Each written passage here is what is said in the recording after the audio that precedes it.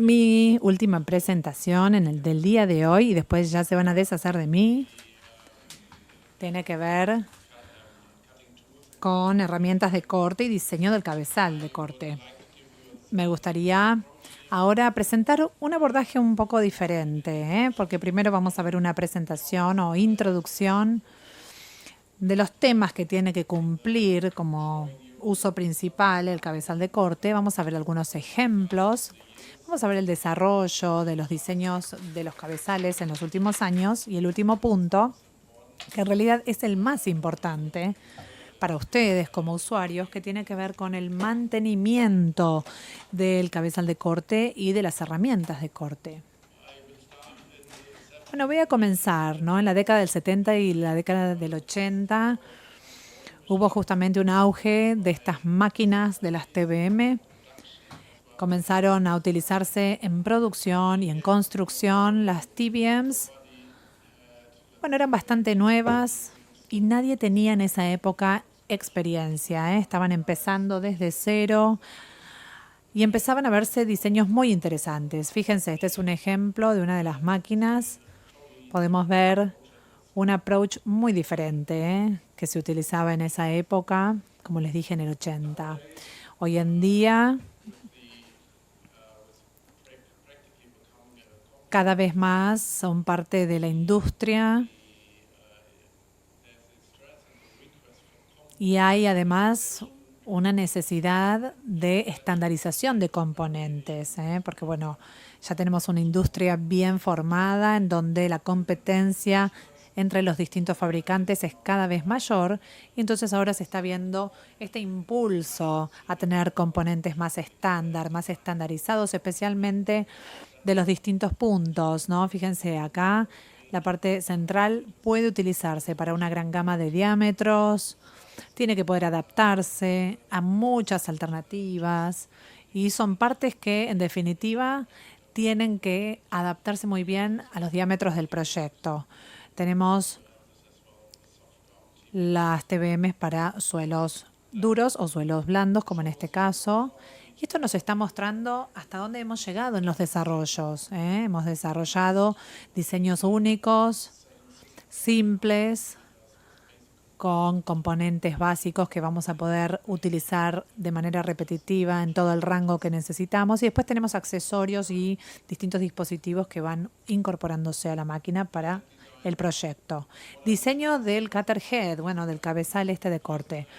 ¿Qué tenemos? Lo más importante es el carrier de la herramienta, que es lo que transporta y nos asegura de que toda la máquina pueda actuar y pueda cubrir el frente del túnel. Bueno, este cabezal tiene que ser lo suficientemente robusto para poder tolerar las cargas excéntricas, para que la estructura no deflexione. Entonces siempre tenemos que tener un corte específico sobre la roca.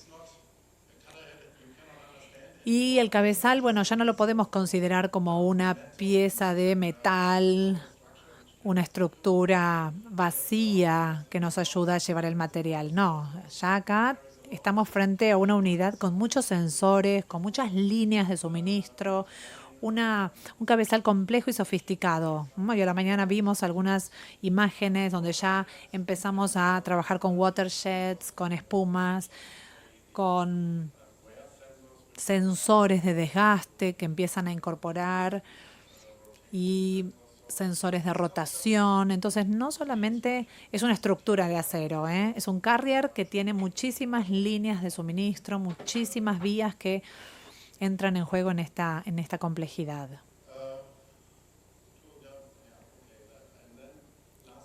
Y lo último, podemos construir, digamos, o armar esta estructura como una cámara de aire comprimido completa. En algunos proyectos necesitamos contar con esto, Así que estamos hablando de cabezales muy importantes y muy sofisticados.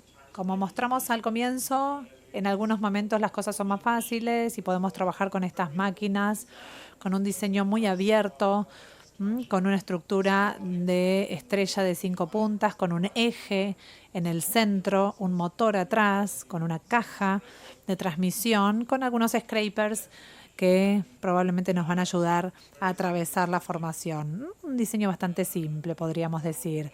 Ahora, si nos fijamos qué tenemos en este momento, bueno, tenemos cutter heads que contienen más de 400 piezas y uno en realidad tiene que aprender a manejar dónde va cada pieza, dónde va cada parte. Es como un rompecabezas, ¿eh? Entonces, fíjense los opuestos. ¿De dónde vienen los cutter heads? Comparemos las dos imágenes. ¿Qué nos interesa? Bueno, es muy importante tener la configuración correcta de las piezas, de las partes para el proyecto que necesitamos completar. Es importante que seleccionemos las herramientas necesarias, las partes necesarias. Si tenemos rocadura, si tenemos peñascos, vamos a necesitar discos de corte específicos y los scrapers también.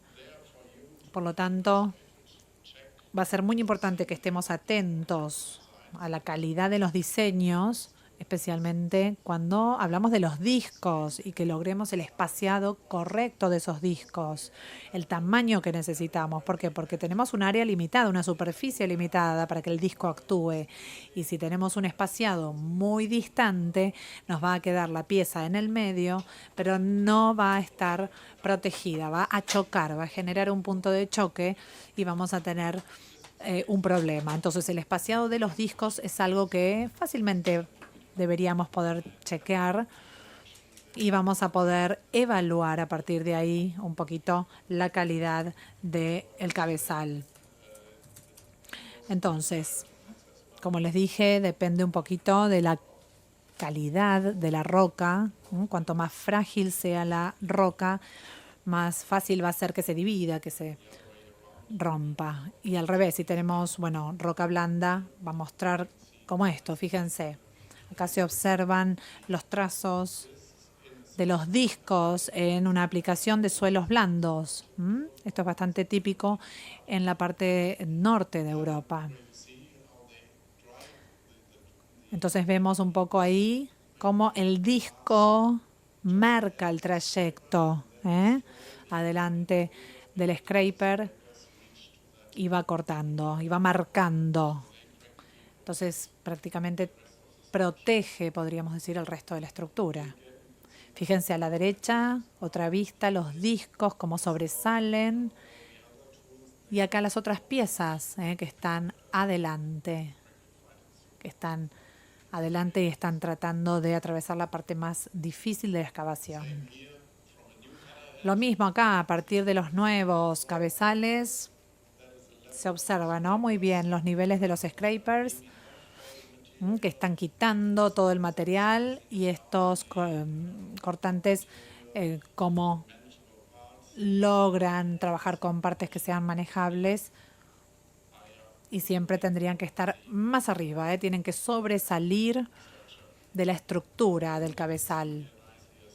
Acá también se ve muy bien la estructura base del cabezal, como está protegida con estas placas. Son placas de desgaste o antidesgaste de metal muy resistente, cuyo fin es proteger justamente las partes o las estructuras más blandas, digamos, del acero.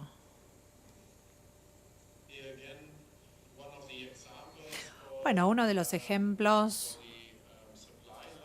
de las líneas de suministro de una tuneladora EPB con las distintas boquillas de inyección, cómo están distribuidas en toda la superficie del cabezal de corte, para que tengamos una idea, ¿no? Estas líneas tienen que atravesar el centro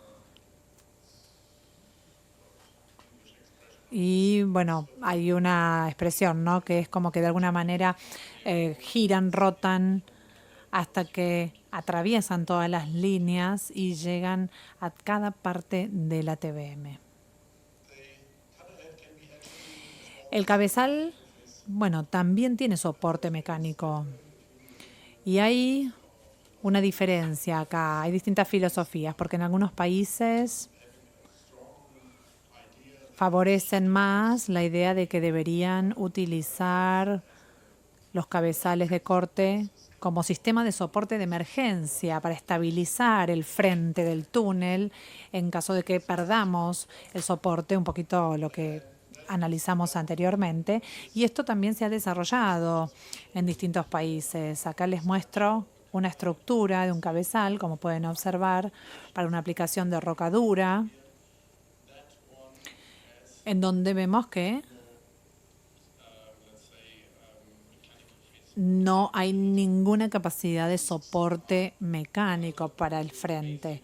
Esto está, digamos, soldado en la estructura base y sobresalen libremente, digamos, hacia el espacio sin ningún tipo de placas para lograr ningún tipo de soporte. Este tipo de cabezal está diseñado para una roca autoportante o autosoportante de alguna manera. Entonces, para un avance de gran velocidad, funciona muy bien. Sin embargo, acá tenemos otro contexto. Fíjense qué plana que es la superficie en el diseño del cabezal cortante, ¿eh? Tenemos un espacio muy plano entre el disco, el receso que está saliendo, lo que sea necesario para lograr el corte. Y luego puede proporcionar soporte mecánico a cualquier material que bloquee el espacio, para poder quitarlo, para poder controlarlo. Esto es muy importante, en especial si estamos excavando en material flojo, material que pueda caerse del frente del túnel y que pudiera quedar atrapado en los ejes rotatorios y generar algún tipo de bloqueo. Entonces este diseño justamente minimiza ese peligro y nos da un mejor control de la excavación que estaríamos haciendo. La tasa de penetración, bueno, como pueden imaginarse, sería distinta, ¿no? Comparada con la TBM anterior. Es una tasa más que nada como la que ustedes probablemente hagan. Bueno, también tenemos un soporte de frente mecánico para las TBM en terrenos blandos. Bueno, no hay demasiadas en la actualidad. Este es un ejemplo de los 90 aproximadamente, con una placa en forma de estrella, con placas de soporte flexibles, más que nada con carga de resortes.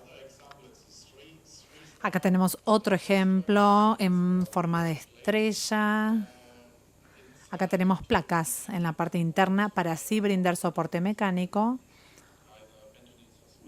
Entonces no es EPB ni bentonita, sino que es un soporte mecánico. Acá tenemos una imagen de cerca.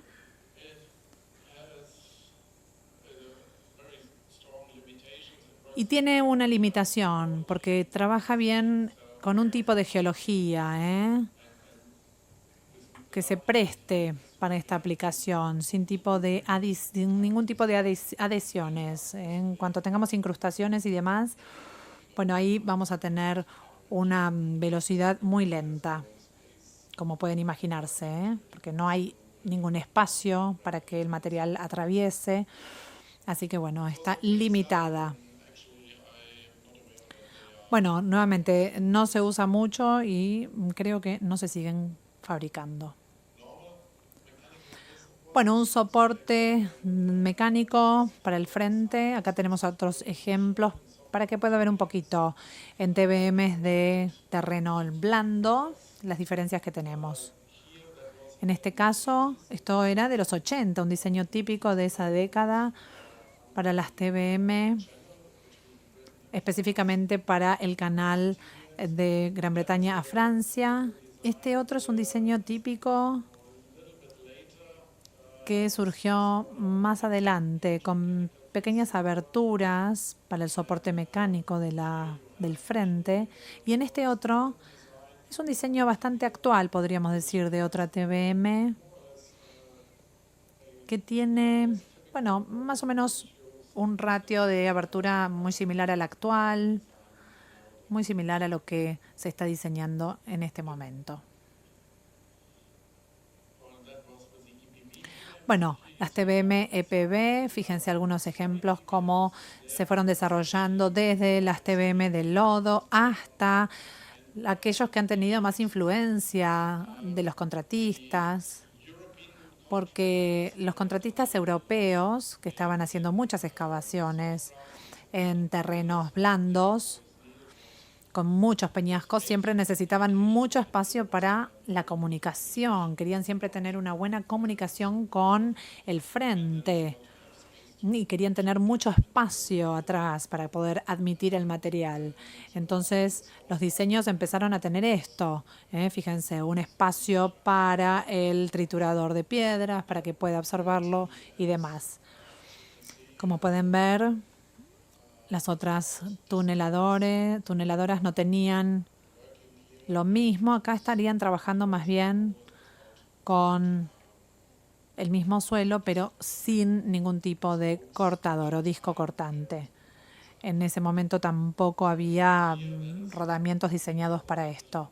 Son todas imágenes de contratistas alemanes. Esta en particular es de Lyon y Francia, en Francia, en donde, bueno, ya trabajaban en terrenos con mucha grava y fíjense, mantuvieron en su diseño aberturas altas y largas, pero ningún disco, porque en aquel momento todavía no estaba esa tecnología.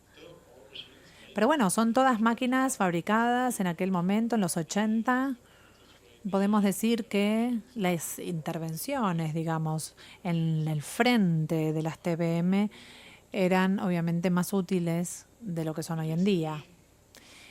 En Italia, por ejemplo, mismo tipo de TBMs, fíjense, muy abiertas,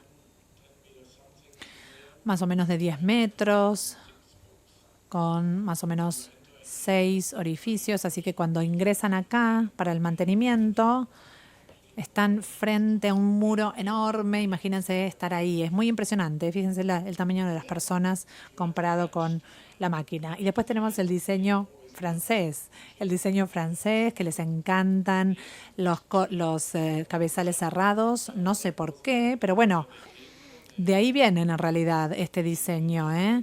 Siempre han preferido el diseño cerrado, ellos quizás lo saben mejor que yo, para el subte de París en particular, una TBM de lodo con este diseño de cabezal diferente. Y luego tenemos este que se utilizó para una extensión que se hizo, podríamos decir que fue la tuneladora más grande. Fíjense cómo tenemos ahí un cabezal totalmente plano y algunas rendijas para que el material atravesara. Diseñado para un terreno muy blando, pero obviamente ellos querían tener soporte mecánico en el frente, además de seguridad para su soporte normal de bentonita y de lodo bentonítico. Hoy en día vamos a tener problemas que nos definen el panorama viendo la tuneladora desde el frente. Las TBM, las tuneladoras llevan por lo menos o tienen la capacidad de llevar estas cabezales cortadores en la misma estructura. Entonces siempre hay que mirar para atrás, hacia atrás, si tiene un sistema de bombeo o un tornillo, y entonces ahí vamos a ver si es una TBM de lodo bentonítico o no. Se ven todas iguales. Lo que tenemos también es el tema de la comunicación y el flujo de material. Eso es un punto muy importante para el que utiliza este tipo de tuneladoras.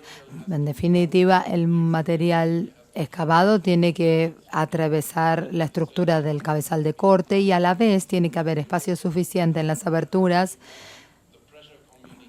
para mandar la presión de comunicación, para que ustedes sepan cuál es la presión adentro, en el interior, porque si se bloquean no pueden generar la alta presión en la parte de atrás y no sabemos qué tienen.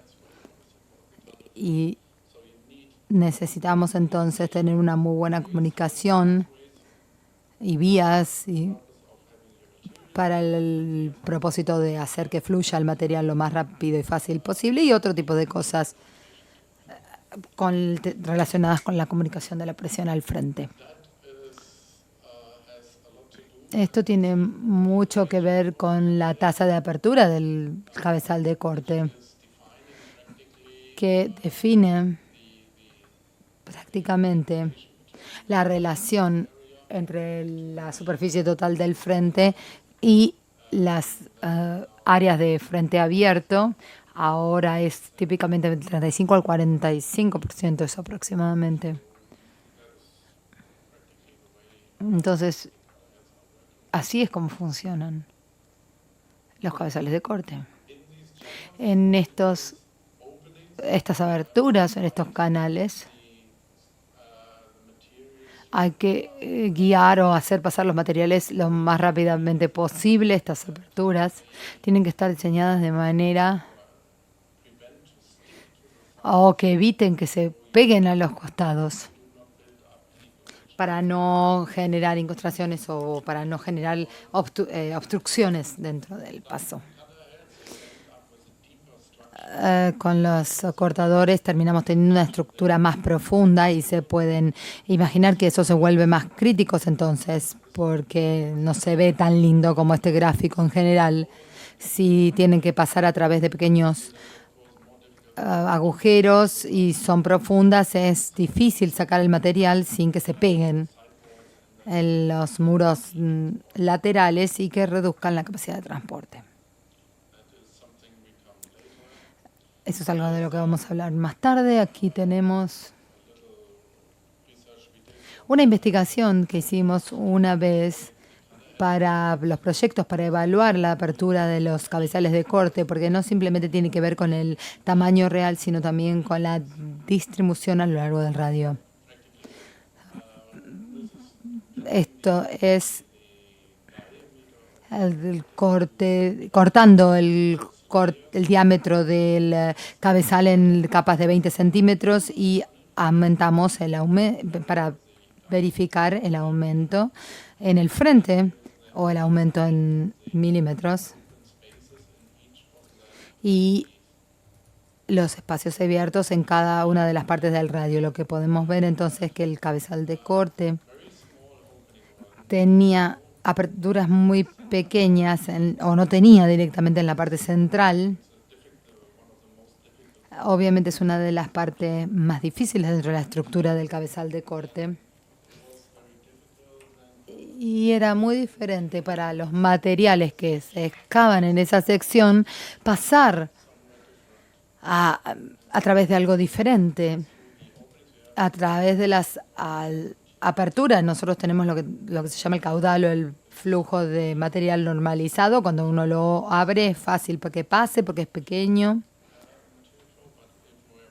Pero si lo que tenemos acá, en la parte central, aquí el flujo de material tiene que ser comprimido o empujado de alguna manera.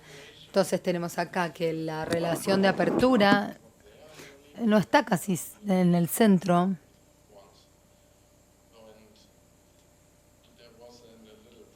Entonces hay un problema ahí porque el material que se excava acá en el centro tiene que moverse a los costados a la apertura siguiente. Entonces esta apertura de acá va a tener tráfico adicional que lo atraviese.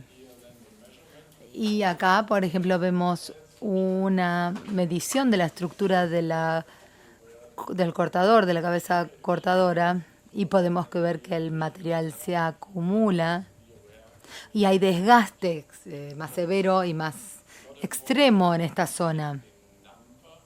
Entonces lo importante no es el número o la cantidad o la relación de aperturas de agujeros, sino lo interesante es saber a dónde están o dónde se encuentran en la estructura. Y finalmente tenemos la capacidad o la facilidad en las grandes tuneladoras especialmente, la capacidad de ingresar a la al cabezal de corte, de poder entrar, así como uno entra a la cámara de excavación. Entonces se puede utilizar una esclusa de aire comprimido para las diferentes presiones y también tenemos la posibilidad de ir al cabezal de corte e intercambiar discos dentro de un entorno más controlado que hacerlo en el exterior. Esto se hace especialmente con los que se llaman XL, las largas tuneladoras, las tuneladoras XL, donde se puede hacer intervenciones de aire comprimido desde el exterior en forma estándar y entonces se puede hacer el intercambio desde el interior. Acá tenemos un ejemplo de un técnico, una foto de un técnico. Pueden ver que está allí con un dispositivo para sacar los discos o cualquier herramienta que esté allí y reemplazarla desde ahí adentro. Solo se utiliza en ocasiones especiales, lleva mucho tiempo hacer esto en este tipo de condiciones. Y el otro es que lleva mucho tiempo y no hay demasiadas herramientas a las que se pueda acceder de esa manera. Acá tenemos un ejemplo de este tipo de cabezal de corte y la desventaja que trae también, que me gustaría mostrarles. Por supuesto, una estructura de este tipo lleva mucha altura, porque para que uno pueda entrar y caminar adentro lleva toda esa altura. Entonces todo el flujo de material, el caudal de material tiene que atravesar estructura. Y entonces tenemos esos agujeros, orificios profundos donde fluye todo el material. Supongamos que tengo un poquito de arcilla que es cálida, es linda, está caliente, me la quiero sacar afuera. Entonces terminamos acumulando fácilmente o teniendo acumulaciones y generando una reducción del frente abierto fácilmente. Cuando se pone en posición el cabezal, vemos desde atrás hacia el centro. Se puede entrar a través del centro y a través de ahí se puede llegar al interior para hacer los cambios desde allí. Pero se puede hacer solamente a las 3 o a las 9. Porque en las otras posiciones es un poco la pendiente muy para arriba, muy pronunciada como para subir. Ahora si vamos a las herramientas de corte, prácticamente hay dos tipos de herramientas de corte en el mercado, o son las selecciones que tenemos. Uno tiene estas cucharas o estas excavadoras, los scrapers, que vienen de diferentes modelos y con variaciones, de los simples a los un poco más sofisticados, con insertos de metal, con placas, con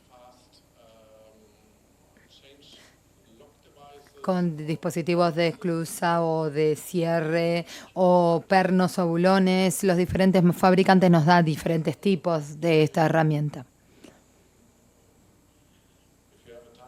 Si tienen un proyecto de túneles y el fabricante de la tuneladora les propone algo, y en este caso tienen la opción por los diferentes tipos. Lo mismo pasa con los reapers. Esto se utiliza para hacer el corte en suelo más blando, donde lo pueden utilizar con estas herramientas, descalificador, y así como entran bastante en la frente del túnel, es posible tener altas tasas de avance con este tipo de herramientas. Como podemos imaginarlos, es fácil de que se desalineen. Entonces también tenemos las herramientas o los estabilizadores de fricción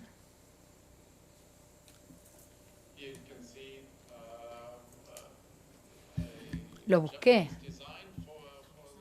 Acá tenemos un diseño japonés donde utilizan este espacio para los cortadores con una doble cuchilla que actúa igual que un Reaper, que un escarificador, que va haciendo, raspando el frente del túnel. Y vemos que en este caso todo eso fue reemplazado por este tipo de doble cuchilla. Y acá pueden ver que de todas las herramientas que están acá, solamente estas manchas o estos que se pueden sacar de la parte de atrás, para todo el resto de la herramienta hay que ir a la parte frontal. Entonces sabemos que hay limitaciones con lo que se pueden hacer con estos cabezales. Esos pedazos era lo único que se podía acceder desde atrás. Estos cortadores actúan de manera diferente. Ellos como ruedan o giran sobre el frente del túnel y presionan con gran fuerza la superficie de la roca y rompen la tensión y entonces la roca explota. Y después vienen los scrapers que se llevan todo lo que salta, todo lo que se rompió. Esto, dependiendo del diseño, se construya de manera que tenemos el anillo de corte que es separado del núcleo o viene todo como un solo bloque en una sola pieza.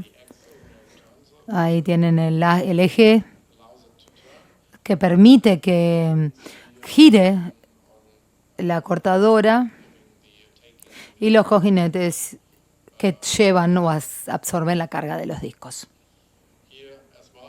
Aquí también tenemos para aplicaciones en suelos blandas los dobles discos.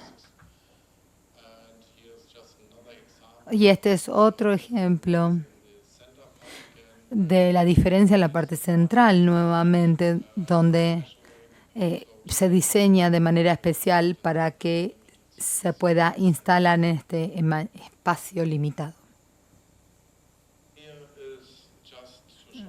Aquí les muestro cómo funciona, cómo se arma en la realidad, cómo se monta en realidad. Nuevamente, uno tiene el disco de corte en el sistema monobloque de un solo bloque. Acá está el eje.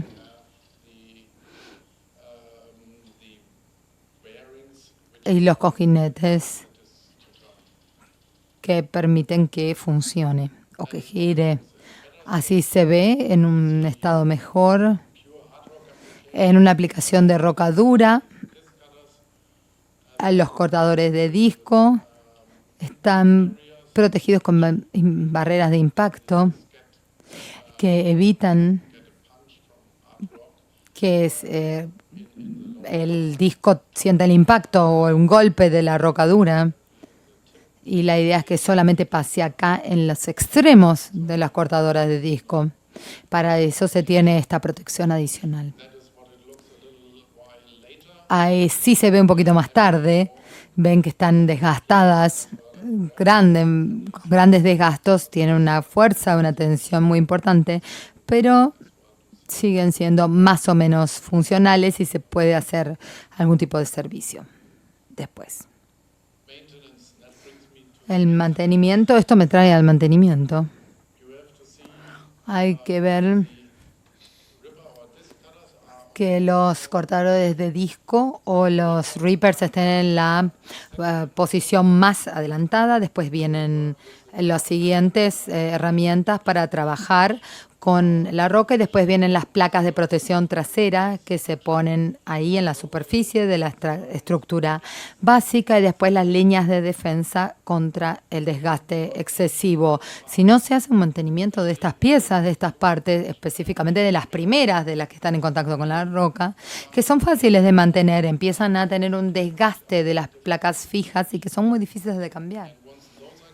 Y una vez que se estropean, hay que entrar en la estructura base y hay que ir a buscar las placas de protección traseras y ahí perdemos la capacidad de los de corte, de los discos de corte y tenemos que detener todo. Entonces, lo que yo quiero enfatizar es que es muy importante tener una idea de la cantidad del desgaste que está recibiendo el cabezal de corte cuando empiezan con la tuneladora y solamente lo pueden hacer al principio con inspecciones frecuentes para tener una idea de cuánto van a recibir mis herramientas y entonces a partir de ahí se empieza a ajustar el plan de intervención a lo que ustedes digan, bueno, tengo más tiempo o tengo tiempo así que lo puedo estirar un poco más la frecuencia de inspección, quizás. Acá hay un ejemplo de qué es lo que pasa cuando no se hace el cambio de las herramientas ni el mantenimiento de las herramientas. Aquí podemos ver que está en una cortadora de disco y un nivel estaba haciendo de aquí así, allí, y esas se estropean rápidamente. En un par de metros se puede destruir un cortador utilizando de la manera incorrecta. Acá hay otro que hasta fue una sorpresa, era una tuneladora de lodo bentonítico que también tiene problemas de desgaste. Podemos ver aquí la superficie, podemos ver el disco ahí que le falta un poquito de mantenimiento también. Ya no son operativos, ya no son útiles. La espiga atravesaba todo y en este nivel, en realidad, cuando salió la tuneladora al pozo de recepción, por sorpresa se dieron cuenta que no estaba en un estado tan malo, simplemente quedaban 20 centímetros de la estructura para sostener el borde de corte, si no se hubiese caído. Fue como una sorpresa. Nuevamente, el mantenimiento de las herramientas o el mantenimiento de los cabezales de corte es el punto clave. También hay no solamente herramientas manuales, sino también tenemos herramientas electrónicas que nos ayudan en el plan de mantenimiento. Cuando podemos ingresar a los sistemas para que nos den un informe o podemos ingresar los cambios realizados y con esta información el sistema puede estimar en qué estado se encuentran las herramientas y nos puede dar una indicación para que tengamos una buena idea de cuál es el estado de los cabezales de corte y qué es lo que con los que nos vamos a encontrar la siguiente vez que vayamos. También se pueden hacer gráficos con toda esta información y también incluir los datos de desgaste en relación con la geología que uno está excavando, incluyendo también los datos de la tuneladora. Con eso, me gustaría agradecerles nuevamente